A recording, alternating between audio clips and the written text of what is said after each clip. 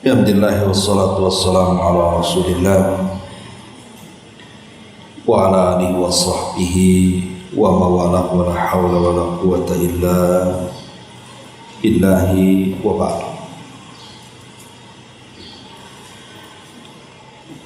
Alhamdulillah di siang ini kita bisa melanjutkan kembali kajian kitab Umdatul Ahkam dan kita masuk pada halaman ke-29 pada nomor hadis 30. Kita baca hadisnya. An Abi Hurairah radhiyallahu anhu qala Sami'tu Rasulullah sallallahu alaihi wasallam yaqul al-fitratu khamsun al-khitanu wal istihdadu wa qassu syaribi wa taqlimul adfari wa natful ibti. Dari Abu Hurairah radhiyallahu anhu, beliau berkata bahwa dia mendengar Nabi sallallahu alaihi wasallam bersabda, fitrah itu ada 5, yaitu berkhitan, mencukur bulu kemaluan, menggunting kumis, memotong kuku dan mencabut bulu ketiak. Hadis ini dikeluarkan oleh Imam Bukhari dalam kitab Al-Libas dan juga Imam Muslim dalam kitab At-Taharah.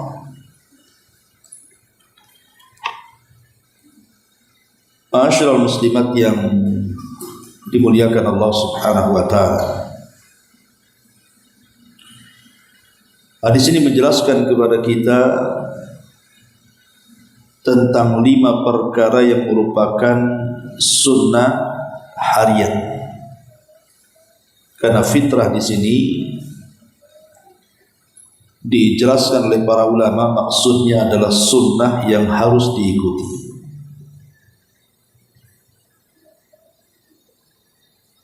Kemudian Nabi sallallahu alaihi wasallam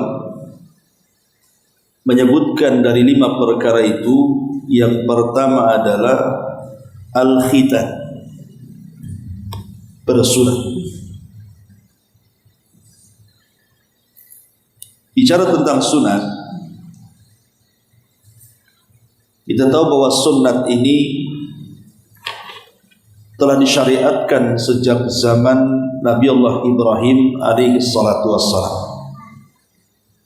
dan itu disebutkan di dalam hadis Bukhari dari Abi Hurairah radhiyallahu an, ikhtatana Ibrahimu an-nabiyyu alaihi salam wa huwa ibnu 80 sanatan bil qaddum. Ibrahim melakukan khitan dan dia seorang Nabi Allah alaihi salam di usia 80 tahun, dan dikhitan dengan menggunakan qaddum. Qaddum itu artinya kampak. Dari sini kita tahu bahwa syariat khitan ini sudah ada sejak zaman Nabi Allah Ibrahim, dan dialah yang memulainya. Yang kemudian dikenal setelahnya di kalangan orang-orang Yahudi, kemudian belakangan menjadi syariat dalam Islam. Makanya Raja Herakli ketika bermimpi bahwa kerajaannya akan ditumbang atau akan tumbang di tangan orang-orang yang disunat,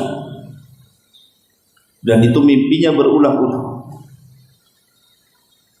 maka dia pun mengumpulkan orang-orang dan bertanya, siapa orang-orang yang disunat itu? Maka para pembesar di sekitarnya mengatakan ada kemungkinan orang-orang Yahudi. karena tidak ada yang disunat kecuali orang-orang Yahudi. Bahkan menawarkan diri, jika sang raja khawatir maka kami akan bantai semua orang-orang Yahudi. Tetapi ketika itu ada orang-orang Arab yang dipimpin oleh Abi Sufyan yang sedang melakukan perniagaan ke Syam. Tiba-tiba mereka ditangkap, kemudian diperiksa dan mereka pun disunat. Dari sini kita tahu bahwa orang-orang Yahudi dan juga orang-orang Arab, walaupun mereka tidak Islam, itu sudah terbiasa disunat. Adapun orang-orang Arab tentu karena ada ajaran Nabi Ibrahim yang tersisa kepada mereka. Kemudian datang Islam, maka sunat bagian daripada sunnah harian yang harus dijalankan, karena ini bagian daripada kebersihan. Dan Nabi mengatakan at-tuhuru syatrul iman, kebersihan itu separuh daripada iman.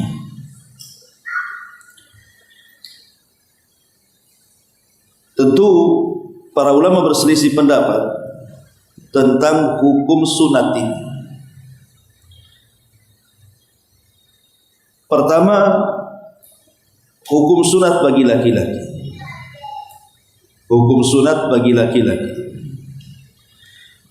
Dalam mazhab Syafi'i dan juga mazhab Hambali, bahkan pendapat ini dipilih oleh Al-Imam Ibnu Taimiyah dan di antara ulama mutaakhirin seperti Al-Imam Ibnu Utsaimin rahimahumullah al-jami',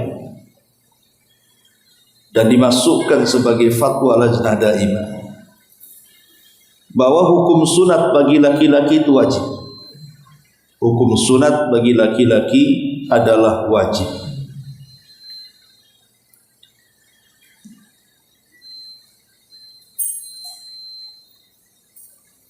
Dan juga dikuatkan pendapat wajibnya sunnat ini oleh Al-Imam Asy-Sya'bi, kemudian Imam Auza'i, bahkan ini pendapat Malik dan Syafi'i serta Ahmad.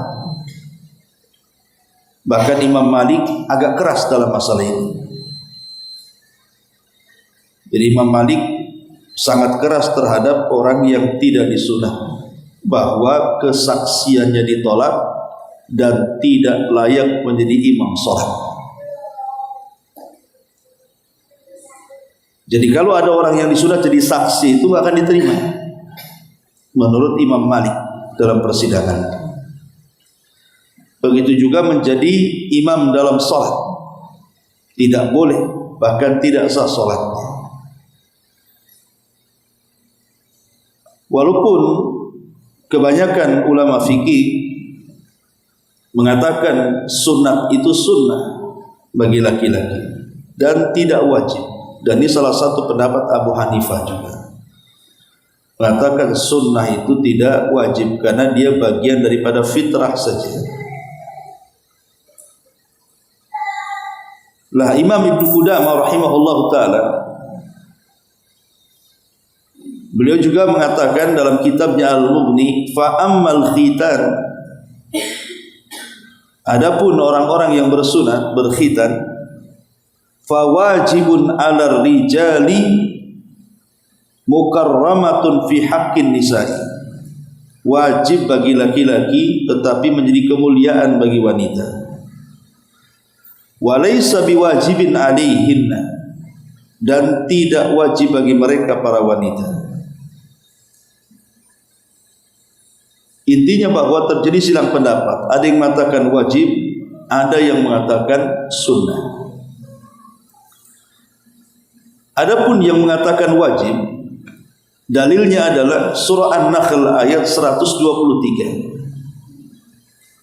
Allah Subhanahu wa taala mengatakan, "Tsumma auhayna ilaika anittabi' millata Ibrahim hanifa wa ma kana minal musyrikin." Kemudian kami wahyukan kepadamu wahai Muhammad agar mengikuti agama Ibrahim yang lurus itu, karena dia bukan termasuk orang-orang yang berlaku syirik. Di sini ada perintah agar kita mengikuti agama Ibrahim, dan di antara syariat Ibrahim adalah berkhitan. Makanya ayat ini secara umum memerintahkan kita untuk mengikuti ajaran Ibrahim, dan di dalam ajaran Ibrahim itu ada khitan, karena dia orang yang pertama kali di khitan atau disunat. Ini dalil yang pertama. Kemudian dalil yang kedua dari sunnah Nabi SAW yang menjelaskan tentang Ibrahim bersunat. Hadis yang tadi saya sudah jelaskan, hadis Bukhari dari Abi Hurairah radhiyallahu anhu. Bahkan ada perkataan Ibnu Abbas radhiyallahu anhuma, beliau mengatakan al-aqlafu la tajuzu sahadatu wa la tuqbalu lahu salatu wa la tuqalu lahu dzabihatu. Al-aqlaf itu artinya laki-laki yang tidak sunat, tidak boleh jadikan saksi, tidak boleh, bahkan tidak diterima salatnya, dan tidak boleh dimakan sembelihan. Ibnu Abbas radhiyallahu anhu sampai mengatakan, laki-laki yang belum disunat maka persaksiannya tidak dianggap, salatnya tidak diterima, dan sembelihannya tidak boleh dimakan. Menunjukkan bahwa sunat ini begitu penting dalam Islam bagi yang berpendapat wajib.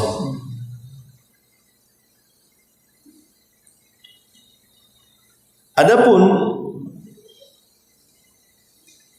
yang berpendapat sunnah, karena hadis yang kita bahas ini dia bagian daripada fitrah, dan fitrah itu adalah sunnah, sehingga kemudian menganggap bahwa sunat itu hanya sunnah saja tapi tidak sampai kepada wajib. Tetapi pendapat yang kuat wallahu a'lam bahwa khitan atau sunat itu hukumnya wajib. Karena laki-laki yang tidak sunat, maka kulit yang tidak dipotong dalam kemaluannya akan menyimpan najis, sehingga di antara syarat sah salat itu adalah bersih dari najis. Berarti kalau orang itu tidak sunat, berarti dia menerjang syarat sah salat. Dari sini kata para ulama bahwa orang yang tidak sunat itu yamna'u sihhatas salati, mencegah keabsahan salat.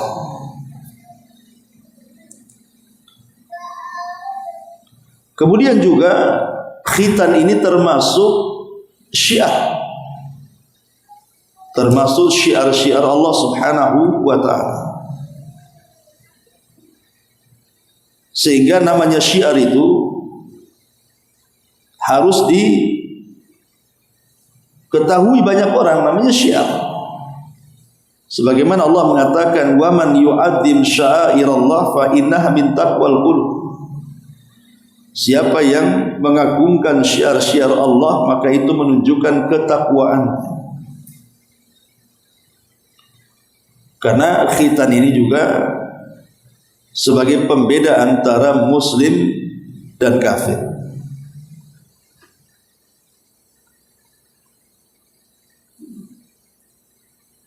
Kemudian juga yang menambah hukum wajibnya sunnah ini, kita tahu bahwa anggota badan kita ini adalah milik Allah Subhanahu wa ta'ala. Dari ujung rambut sampai ujung kaki itu milik Allah.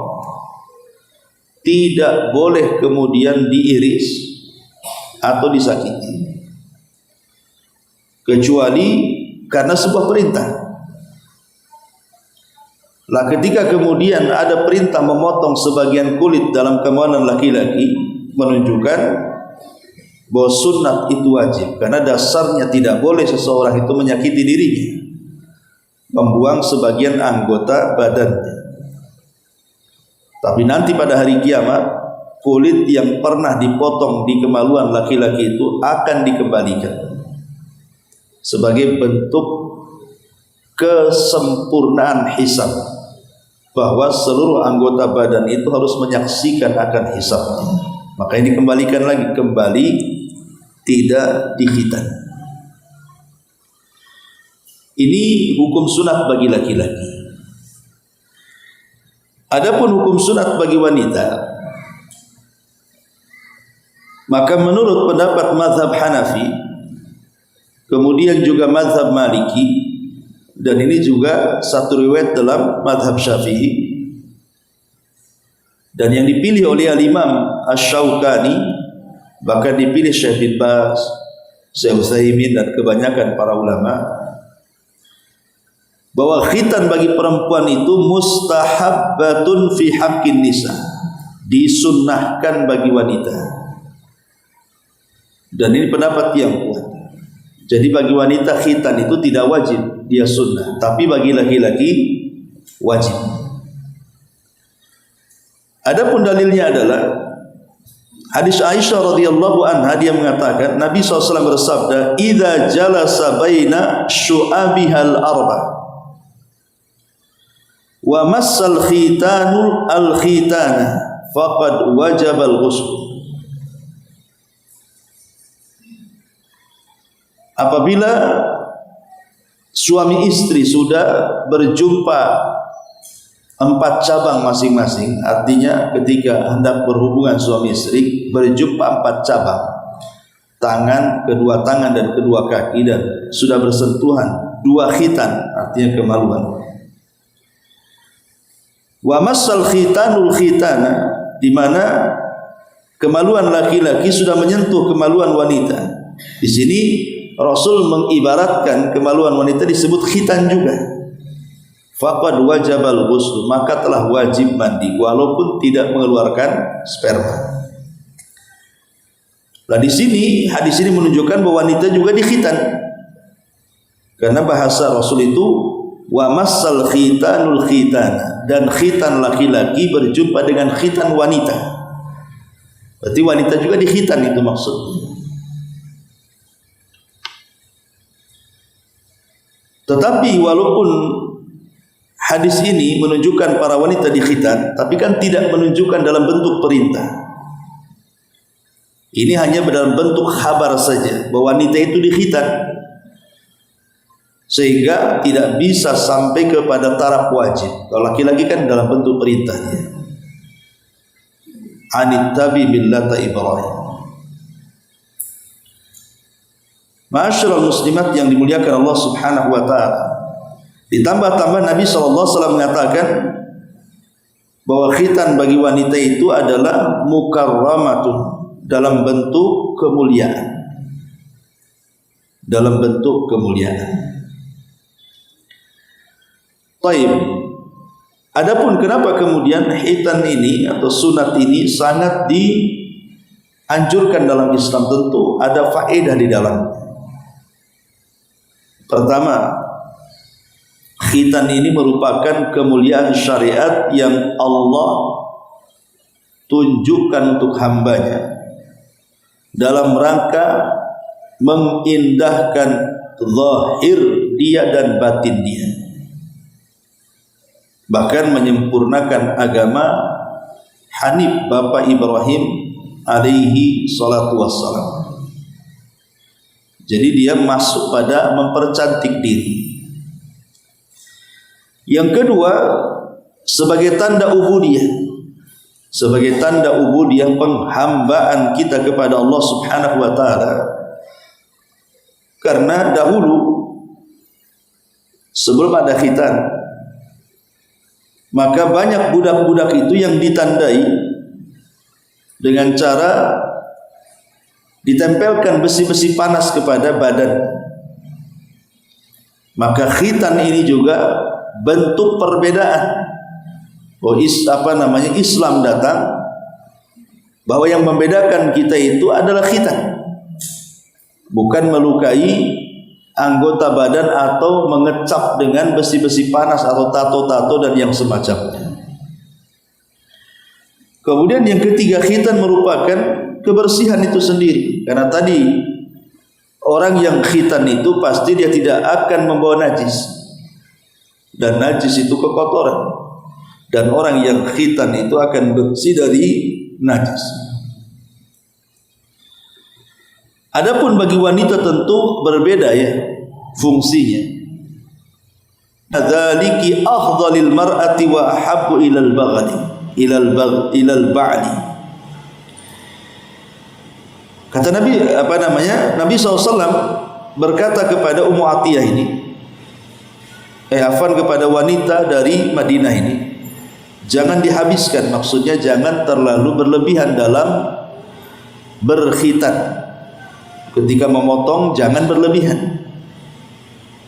Kenapa demikian? Karena sesungguhnya ia akan menguntungkan wanita itu dan akan lebih dicintai suaminya. Jadi wanita yang berkhitan itu lebih kepada kesehatan dan kecantikan. Bahkan dengan berkhitan ini dapat menetralkan nafsu syahwat. Jika dibiarkan tidak berkhitan, boleh jadi mungkin syahwat wanita itu akan sejajar dengan syahwat hewan. Lah dari perkara inilah makanya kemudian seorang wanita harus dikhitan juga, karena dikhawatirkan kemudian hormon dia nanti dalam hal syahwat itu akan sama dengan syahwatnya binatang. Tetapi meskipun demikian Nabi SAW melarang, tidak boleh berlebihan dalam memotongnya, secukupnya saja. Kalau dipotong semuanya dikhawatirkan tidak berasa, bahkan menghilangkan syahwatnya. Nah dari sini kita ketahui bahwa alasan kenapa wanita itu dikhitan tidak wajib seperti laki-laki, karena fungsinya berbeda. Kalau laki-laki kan berkaitan dengan najis masalah, tapi kalau wanita berkaitan dengan kemuliaan. Apalagi kita tahu bahwa setan ini berdiam diri di tempat-tempat kotor kan, tempat-tempat najis. Berarti kalau orang tidak dikhitan dan menyimpan najis di badan zahirnya, maka bisa saja menimbulkan setan bertinggal di situ. Makanya kemudian khitan ini sangat dianjurkan. Adapun waktu khitan, kapan sih waktunya di khitan itu? Ada yang mengatakan bahwa pelaksanaan khitan ini terbagi menjadi 3 waktu. Pertama, waktu yang diwajibkan. Kapan itu? Ketika seseorang sudah masuk balik. Karena kalau sudah balik itu kan sudah mukallaf, artinya sudah wajib sholat. Kalau sudah wajib sholat kok belum dikhitan, berdosa. Makanya ini namanya waktu yang diwajibkan. Kalau sudah balik itu sudah wajib.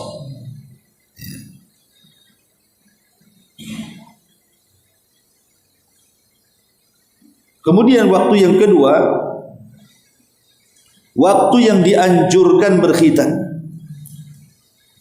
Waktu yang dianjurkan artinya tidak sampai wajib gitu maksudnya. Kapan itu? Waktu masih di bawah balik, masih kecil. Karena waktu usia 7 tahun itu kan Nabi mengatakan apa? Muru auladakum bis salati wa hum abna'u sab'in. Perintahkan anak-anakmu untuk salat di usia 7 tahun. Berarti sangat dianjurkan di usia 7 tahun itu laki-laki sudah dikhitan gitu maksudnya. Tetapi menjadi wajib kalau di usia 15 tahun. Karena baliknya laki-laki kan 15 tahun. Tapi dianjurkan di usia 7 tahun. Karena Rasul memerintahkan di usia itu anak-anak sudah harus dilatih sholat. Karena sudah harus dilatih sholat berarti orang tua harus memahamkan tentang bahayanya najis dalam sholat. Makanya sangat dianjurkan di bawah balik, di usia 7 tahun ke atas, laki-laki sudah dianjurkan dikhitan.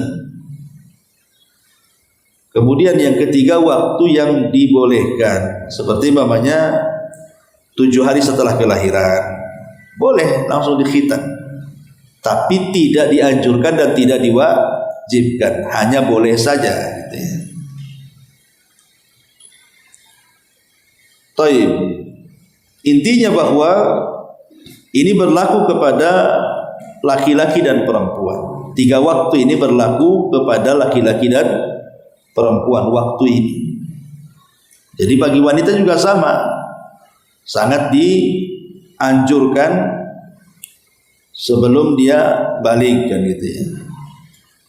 Kalau sudah balik maka lebih dianjurkan, tapi tidak sampai ke tingkat wajib.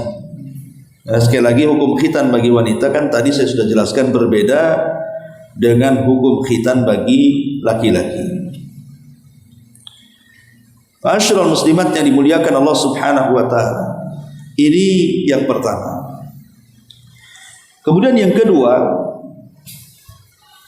dalam hadis ini Nabi sallallahu alaihi wasallam mengatakan wal istihdad.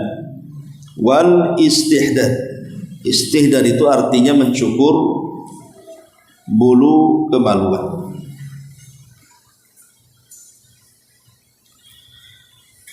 Adapun istihdad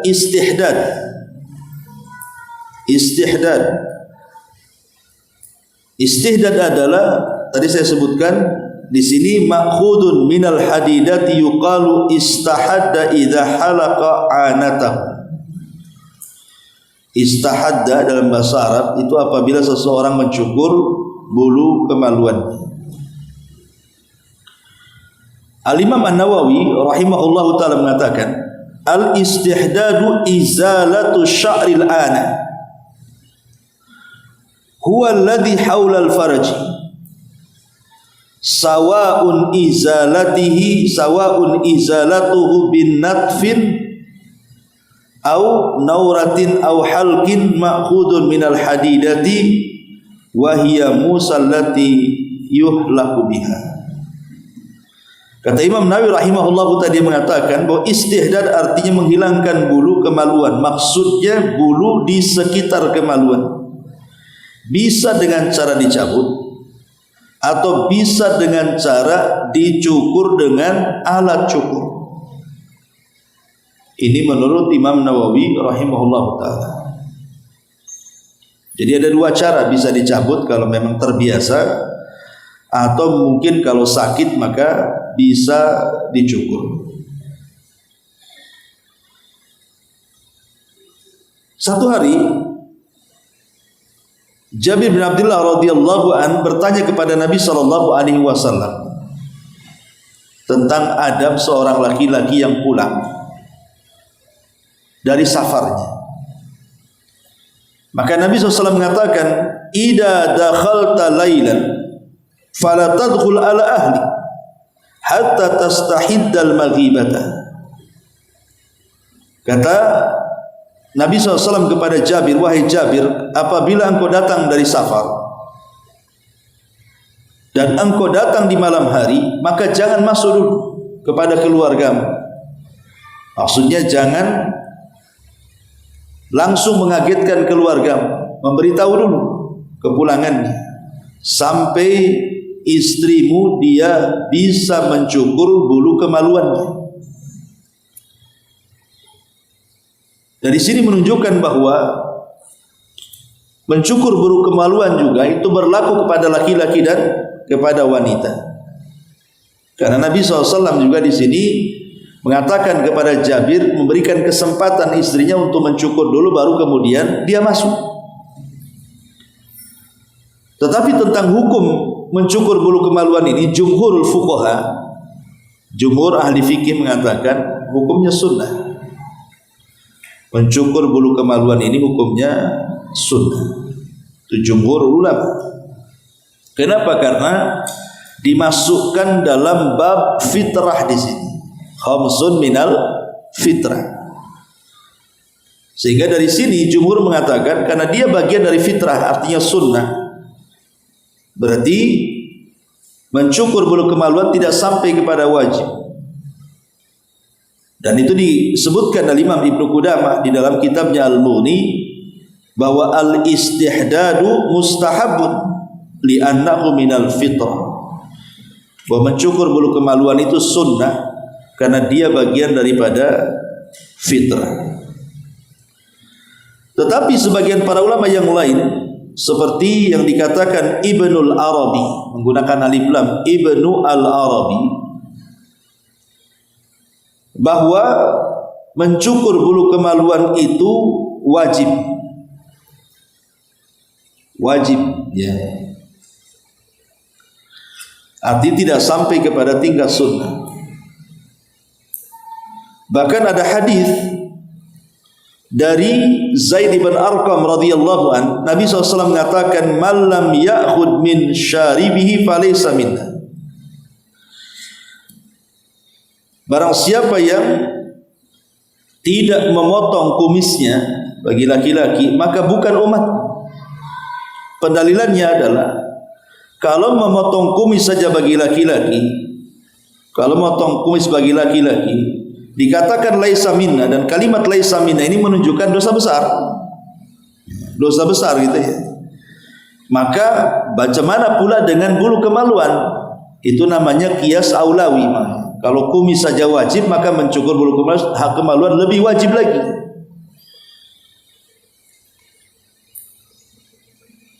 Ini pendalilan dari Ibnul Arabi dan orang-orang yang mengatakan bahwa mencukur kemaluan itu wajib. Jadi ada yang mengatakan sunnah, ada yang mengatakan wajib.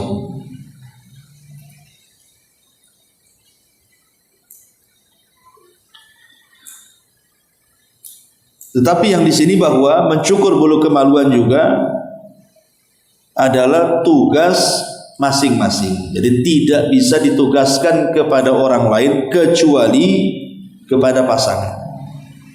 Karena yang boleh melihat aurat besar itu kan pasangan saja. Boleh seorang suami memerintahkan istrinya untuk mencukur bulu kemaluannya atau sebaliknya. Tapi selain suami istri tidak boleh, karena tidak boleh seorang muslim melihat aurat besar muslim yang lainnya, atau seorang muslimah melihat aurat besar muslimah yang lainnya. Jangankan aurat besar, aurat kecil pun tidak boleh. Jadi mencukur itu tugas dikembalikan ke masing-masing individu. Tidak bisa diwakilkan kepada orang kecuali memang yang mencukur itu adalah orang yang memang dibolehkan melihat aurat pasangannya, dan itu hanya ada pada suami istri saja kan. Selain suami istri maka tidak dibolehkan. Taib, ini tentang mencukur bulu kemaluan. Kemudian Nabi SAW mengatakan waqassu asyarib, waqassu asyarib, dan mencukur kumis.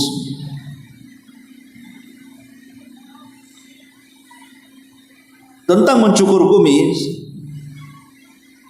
tentu hukumnya sama juga dengan mencabut ketiak, bagian daripada fitrah. Karena kalau kita simpulkan bulu-bulu dalam badan kita ini, ada yang dianjurkan dipotong, ada yang tidak boleh dipotong, ada yang boleh dipotong. Ya, jadi bulu-bulu dari badan kita dari atas sampai ke bawah ini ada yang dianjurkan bahkan wajib menurut sebagian ulama atau sunnah. Ada juga yang haram, tidak boleh dipotong. Tapi ada juga yang dibolehkan, tapi tidak sampai kepada tingkat wajib ataupun sunnah gitu. Adapun bulu-bulu yang memang harus dihilangkan dan tidak boleh dibiarkan, ya seperti dalam hadis ini, tidak boleh membiarkan bulu ketiak sehingga memanjang, harus dipotong. Ya tentu hikmahnya sebagian ulama mengatakan supaya menghilangkan bau dari ketiak dan bisa menghaluskan. Minimalnya menghilangkan bau, itu tujuan utamanya menghilangkan bau. Karena memang tempat-tempat yang dalam badan kita, lekukan-lekukan badan yang banyak mengeluarkan bau itu dari ketiak. Maka dengan mencukur atau menghilangkan bulunya bisa mengurangi, bahkan menghilangkan bau dari ketiak. Kemudian yang kedua, ya tadi mencukur bulu kemaluan itu dianjurkan. Termasuk juga di sini mencukur bulu kumis. Karena Nabi SAW memerintahkan qassu asyawarib, cukurlah bulu kumismu, maksudnya bagi laki-laki.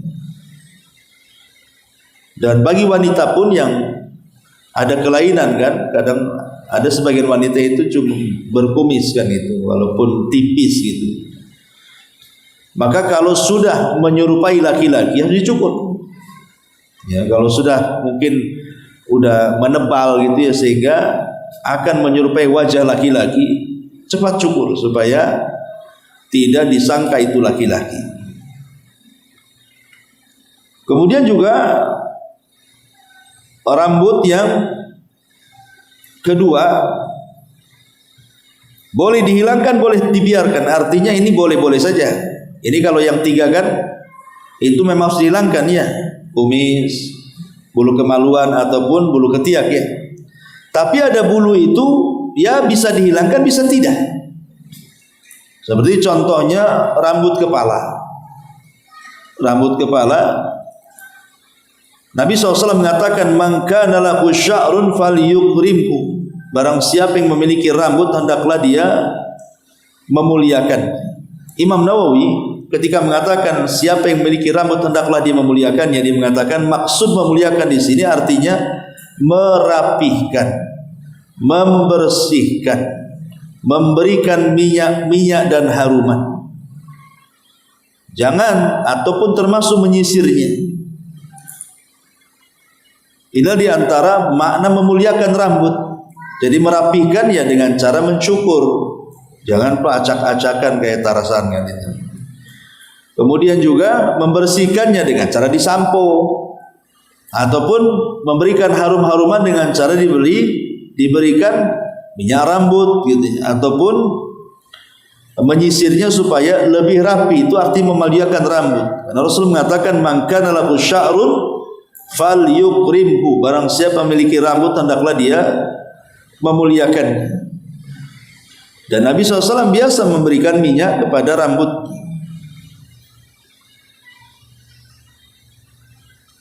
Tetapi walaupun Islam ini membolehkan merawat rambut, bahkan dianjurkan untuk memuliakannya, tapi tidak boleh berlebihan. Seperti nyisir tiap jam itu tidak boleh. Karena Nabi SAW mengatakan di Abdullah ibn Mughaffal radhiyallahu anhu, dia mengatakan, naha Rasulullah sallallahu alaihi wasallam anit tarajjuli illa ghibah. Rasul melarang menyisir rambut kecuali ghiban. Ghiban itu artinya satu hari menyisir, satu hari tidak. Ya, satu hari menyisir, satu hari tidak. Jadi sisir itu boleh, ya, tapi jangan kemudian setiap saat itu maksudnya. Ya, jarang-jarang, sekali-kali. Karena bagaimanapun Islam sangat melarang berlebihan. Karena ingat zaman dulu itu kan Bu, sisir itu biasanya melebihi dompet. Kalau zaman orang-orang jadul, kalau keluar gak bawa sisir, kalau bapak-bapak tanyalah bapak-bapak yang tua-tua tuh, ya, itu kalau lupa bawa sisir balik dia, kayak zaman sekarang ini lupa tinggal handphone, itu cari handphone gitu. Nah kalau bapak-bapak zaman dulu kalau keluar lupa nggak ada sisir di belakang, balik dicari dia. Itu andalannya itu. Ya. Intinya bahwa tidak boleh berlebihan di dalam mengurus rambut juga. Nah, rambut kepala ini boleh dicukur dengan syarat memotong semua bagiannya. Ibu bilang sama bapak boleh mencukur, tapi jangan sampai sebagian dicukur, sebagian ditinggalkan. Itu namanya qaza. Nabi SAW mengatakan, ihliku kullahu awitruku kullahu. Cukurlah semuanya atau biarkan semuanya. Karena Nabi SAW disebutkan dalam hadis Abdullah bin Umar itu, naha Rasulullah SAW anil qaza'i. Rasul melarang dari qaza'. Imam Ibnul Qayyim, maksudnya qaza' itu mencukur sebagian dan membiarkan sebagian. Kan ada orang tuh yang tipis sekali sininya ya, tapi tengahnya penuh gitu ya. Atau cuma dicodet-codet sininya, tapi sebagiannya tidak. Maka tidak boleh cukur semuanya, harus kena semua rambut itu. Jangan dibiarkan separoh, kemudian dicukur separohnya. Termasuk juga kita lihat ya, kalau anak-anak akikah, ada sebagian mencukur rambut anak itu hanya syarat saja, ya kan? Diambilnya sedikit dicukur, itu kan qaza. Kalau habis akikah dikucur gundul aja kan begitu, atau dipendekkan. Yang penting karena semua, jangan simbol saja main cukur sedikit gitu. Karena Nabi SAW mengatakan cukur semua atau tinggalkan semuanya. Itu bagian daripada qaza. Adapun soal ibu-ibu yang mencukur rambut atau yang datang ke salon, maka Nabi SAW dalam hadis Ali bin Abi Thalib radhiyallahu an, naha Rasulullah SAW an tahlik al-mar'atu ra'saha. Rasulullah melarang wanita untuk mencukur rambutnya. Bahkan dari Abdullah bin Umar radhiyallahu, dia berkata, laisa 'alan nisa halqun, innama 'alan nisa at-taqsiru. Kata Ibnu Umar, tidak boleh bagi wanita mencukur rambutnya. Wanita itu hanya boleh memotong atau memendekkannya saja. Jadi bukan dicukur kayak laki-laki, nggak gitu. Perempuan itu cukur dipotong saja, bukan dicukur. Kalau dicukur kan diambil semuanya. Ya, tetapi kalau dipotong kan cuman bagian yang di bawahnya saja, gitu maksudnya. Tetapi walaupun demikian, kalimat memendekkan di sini, kata Syekh Utsaimin rahimahullahu taala, tidak boleh sampai menyerupai laki-laki. Boleh memendekkan, tapi jangan sampai menyerupai laki-laki, karena tidak boleh kita ini tasyabbuh seorang laki-laki dengan perempuan atau perempuan tasyabbuh dengan laki-laki. Ini rambut yang dibolehkan untuk dipotong ataupun dibiarkan. Adapun yang dilarang ya seperti memangkas janggut dan yang lainnya. Intinya bahwa inilah rambut-rambut dalam badan kita. Mana yang harus dipotong, mana yang harus dibiarkan, mana yang dibolehkan dipotong ataupun dibiarkan. Wa qassus syaribi, dan memotong kumis. Jadi memotong kumis di sini boleh juga ya menghabiskan, boleh juga dengan cara merapihkan. Boleh juga menghabiskan ataupun merapihkan. Tetapi zaman dulu orang-orang Yahudi, mereka berbangga dengan kumis-kumis mereka. Maka ketika kemudian ada orang Islam yang justru lebih cinta dengan kumis dan dia memotong janggutnya, berarti tasyabbuh dengan orang Yahudi. Kan banyak tuh ya. Ada laki-laki itu yang kumisnya kayak Pak Raden itu ya, tapi dicukur pula janggut dia kan. Maka harusnya dibalik ya. Itulah untuk membedakan kita dengan orang kafir. Maka bilang sama suami, panjangkan janggutnya, cukur kumisnya. Itu perintah Nabi dalam rangka menyelisihi orang-orang kafir. Taib. Kemudian taklim al-adfar. Taklim al-adfar, memotong kuku. Memotong kuku ini perselisihannya itu sama dengan perselisihan ketika kita bicara tentang mencukur kemaluan. Ada yang mengatakan wajib, ada yang mengatakan sunnah. Tapi Imam Ibnu Daqiq Al-Id rahimahullahu taala dia mengatakan tentang tujuan daripada seseorang itu disyariatkan untuk memotong kuku. Yang pertama, memotong kuku itu tahsinul hayati waz zina wa izalatul qaba'ih min tulil adfar. Jadi tujuan pertama adalah untuk mempercantik bentuk, dan itu bagian daripada perhiasan seseorang, bahkan menghilangkan sesuatu yang buruk apabila dibiarkan memanjang dari kuku-kukunya. Ini yang pertama, makna memotong kuku itu, ini faedahnya. Yang kedua, annahu aqrab ila tahsinit taharati syar'iyyah ala akmalil wujud. Bahwa memotong kuku itu lebih dekat untuk mendapatkan kesucian secara syar'i, secara sempurna. Karena terkadang kalau orang tidak memotong kuku itu banyak kotoran-kotoran yang menyelip di bagian kuku-kuku itu, dan terkadang agak sulit untuk dihilangkan apabila terlampau panjang, karena kuku itu tidak ada yang lurus. Apabila panjang pasti dia akan bengkok, dan akan mempersulit.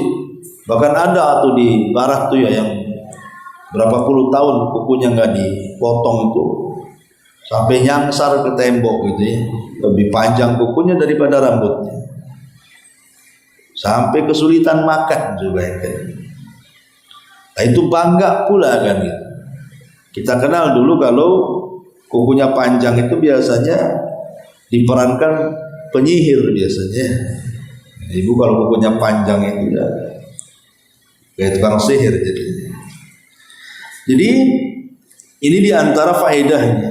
Jadi untuk memperbagus bentuk dan menghilangkan bentuk jelek gitu ya, karena kalau panjang kukunya itu ya tidak bagus. Yang kedua, lebih daripada itu untuk menyempurnakan tohar.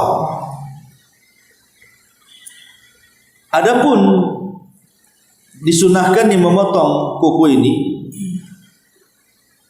adakah hari-hari tertentu? Kila dikatakan yustahabbu kulla yaumil jum'ati.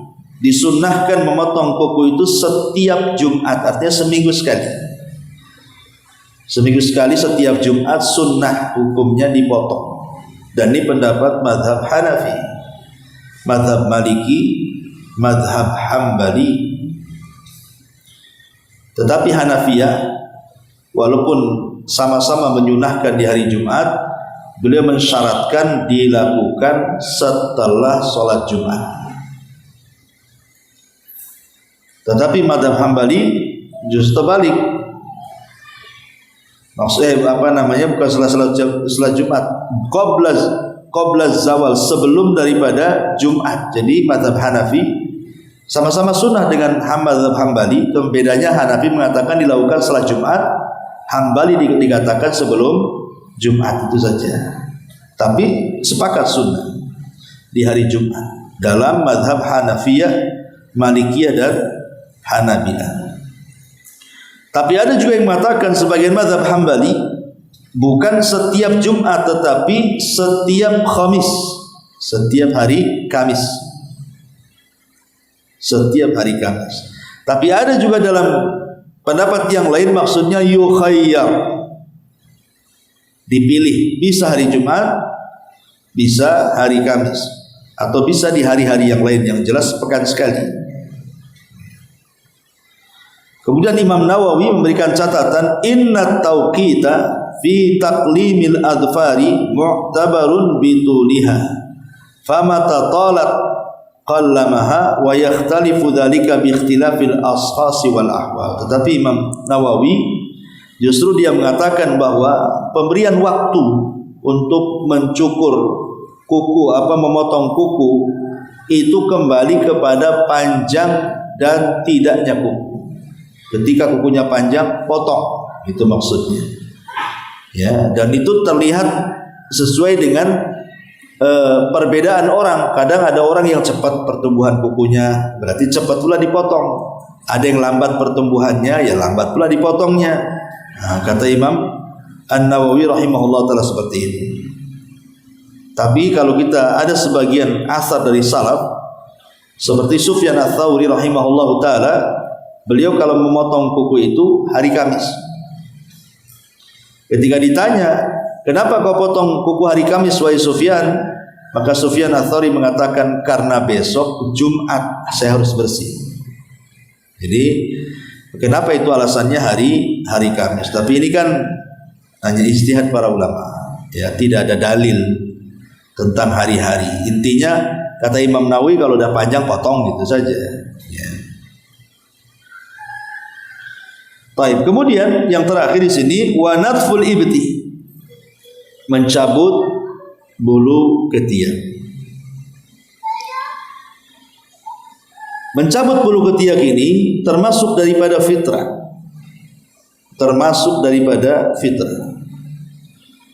Dan ada yang mengatakan bahwa sebaiknya tidak dibiarkan bulu ketiak ini melebat lebih daripada 40 hari. Lebih daripada 40 hari. Artinya 40 hari ke bawah itu sudah harus dicabut atau dicukur. Berdasarkan riwayat Anas bin Malik radhiyallahu an, waqatalana fi qassi syaribi wa taqlimil adfari wa natfil ibti wa halqil anati alla natruk aktsar min 40 lailatan. Kami diberikan batasan oleh Rasulullah untuk mencukur kumis, memotong kuku, mencabut bulu ketiak, mencukur bulu kemaluan, tidak dibiarkan lebih daripada 40 hari. Berarti batasan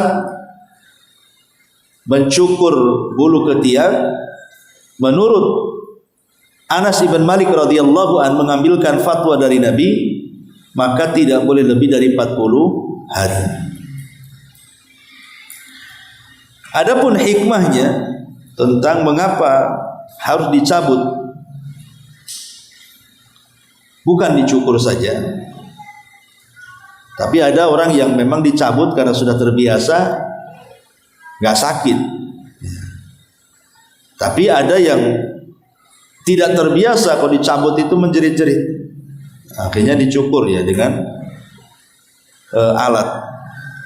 Kata beliau, kata Syekh Al-Hasan bin Abdu As-Sattir An-Nu'mani berkata,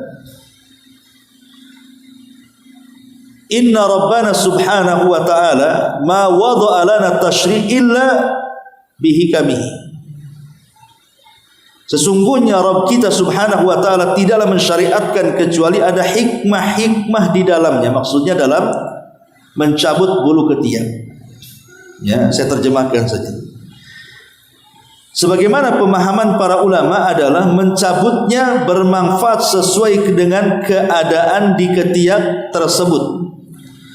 Karena menjadikan ketiak bisa lembut, bisa terjaga, bahkan bisa mencabut akar rambut dari asalnya dan mencegah dari bau yang tidak enak, yang tidak sedap yang keluar dari ketiak. Jika dicukur maka bisa menambah lebatnya bulu ketiak. Makanya sebisa mungkin dicabut, bukan dicukur. Karena dicukur biasanya kan akan tumbuh lebih lebat lagi. Jadi yang tadinya daerah yang tidak tumbuh gara-gara dicukur akhirnya makin banyak pula, makin lebat. Kalau dicabut maka di situ-situ saja gitu maksudnya. Jika dicukur maka bisa menambah lebatnya bulu ketiak, membuat kulit menjadi tebal dan kaku, serta bisa menjadi tempat timbulnya bau yang tidak enak. Oleh karena itu yang lebih afdal adalah mencabut. Akan tetapi memang sebagian orang terasa berat karena boleh jadi mungkin sakit ketika dicabut. Kemudian kata beliau, tentunya ketika mencabut bulu ketiak harus memperhatikan tentang kebersihan alat.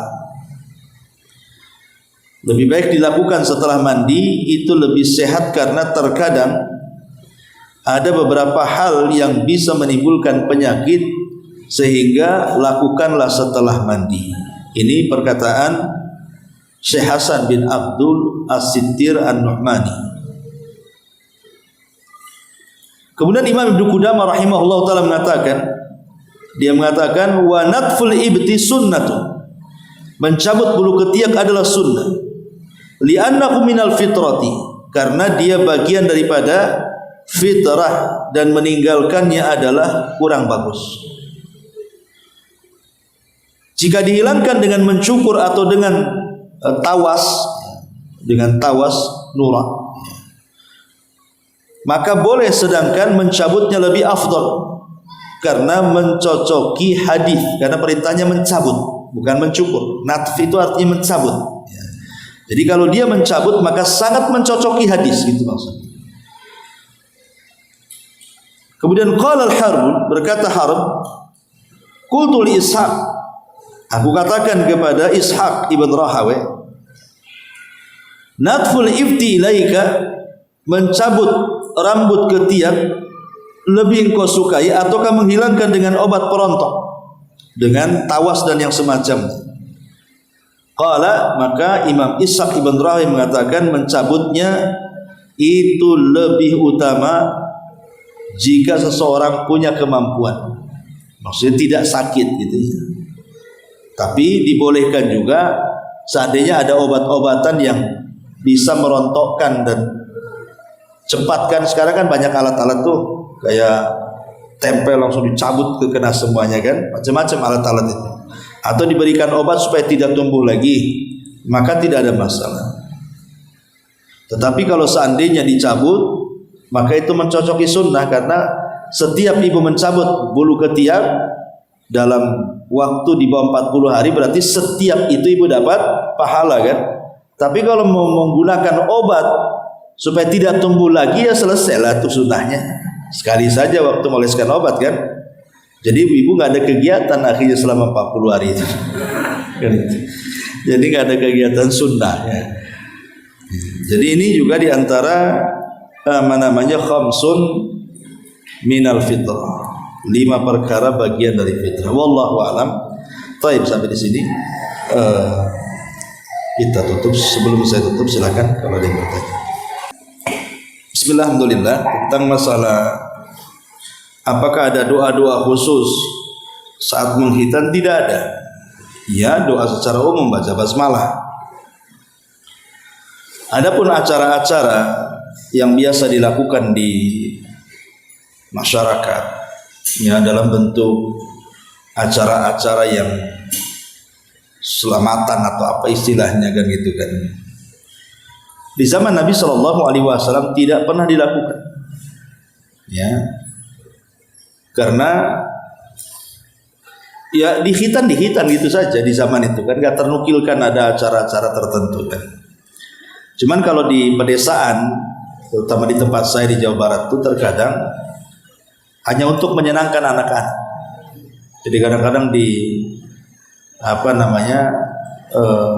dipanggilkan kuda atau apa, naik di atas kuda, diarak, kemudian habis itu dihitan kan, hanya untuk menyenangkan. Tapi terkadang menyenangkan ini dan sudah dianggap budaya, terkadang juga banyak penyimpangan yang akhirnya kemudian terjatuh kepada yang diharamkan dengan adanya ikhtilat di situ, musik-musik macam-macam kan gitu. Belum lagi kemudian nanti ada ritual-ritual tertentu yang mengarah kepada acara-acara bid'ah dan yang semacamnya. Maka kalau maksudnya mungkin syukuran karena anaknya dikhitan selamat kan itu ya makan-makan tetangga, insya Allah sih tidak ada masalah ya. Hanya makan-makan saja ya, tidak ada keluar dari makan-makan, karena memberi makan kan sah-sah saja. Tapi kalau sudah ada ritual-ritual tertentu, bacaan-bacaan tertentu, doa-doa tertentu lah, ini kalau sudah masuk ke ranah ibadah maka perlu dengan dalil ya. Dan setahu saya tidak ada dalil khusus tentang yang harus dibaca saat mengkhitan baik laki-laki ataupun perempuan. Wallahu a'lam. Ustaz, ketika suatu hari ya Ustaz, kita itu keburu-buru terus mengerjakan sholat sunnah duha itu kan di rumah 2 rakaat. Terus untuk mencukupi 4 rakaat kita gabung dengan tahiyatul masjid ya Ustaz. 2 rakaat tahiyatul masjid, 2 rakaat sholat duha. Itu dalam satu gerakan yang 2 itu dibolehkan ya Ustaz. Dalam kitab Manzumah Fiqhiyah karya Al-Imam Ibnu Utsaimin rahimahullah ta'ala mengatakan selama hukumnya sama boleh. Maksudnya sama-sama sunnah. Salat duha, tahiyatul masjid tidak ada masalah digabungkan. 2 rakaat saja. Ya, tapi kalau sudah beda hukumnya, yang satu sunnah, yang satu wajib, maka tidak bisa digabungkan. Jadi niat boleh digabungkan itu kalau hukumnya sama sunnah. Tapi kalau yang satunya sholat wajib, banyak sholat subuh, ya dengan 2 rakaat tahiyatul masjid ya nggak bisa, karena yang satu sunnah satu wajib. Kalau dulu ya Ustaz, karena kita di perjalanan, misalnya kita terbiasa mengerjakan 4 rakaat sebelum zuhur, terus pada waktu mepet, terus kita kerjakan sebelum asar, nanti itu apa dibolehkan Ustaz? Nabi SAW pernah beliau disibukkan tidak sholat ba'diyah zuhur, kemudian beliau laksanakan setelah asar. Setelah asar ya, bukan sebelum. Bukan. Jadi tetapi ba'diyah zuhur itu terbentang waktunya sampai asar. Jadi ba'diyah itu dia terbentang hukumnya. Jadi waktunya itu masih dibolehkan. Kalau sebelum asar masih bisa ba'diyah. Maksudnya dia disibukkan sampai asar, dia tidak sempat karena mungkin melayani tamu, lama kali tamunya kan itu ya. Sampai menjelang asar kok nggak pergi-pergi, ya sudah ba'diyah zuhur bisa dilakukan setelah asar. Tapi kalau masih ada waktu sebelum asar, lakukan saja, itu bukan diqadha, tidak. Memang waktunya sampai asar kan itu. Tapi yang namanya rawatib itu biasanya mendekati yang wajib. Artinya habis sholat wajib langsung. Kecuali tadi ada kegiatan, ya akhirnya terpaksalah diakhirkan, tapi kan masih dalam waktunya karena belum waktu asar. Kecuali sampai asar dia nggak ada kesempatan, nah itu namanya qadha, ya boleh diqadha setelah asar, dan itu pernah dilakukan Nabi seperti itu. Wallahu a'lam.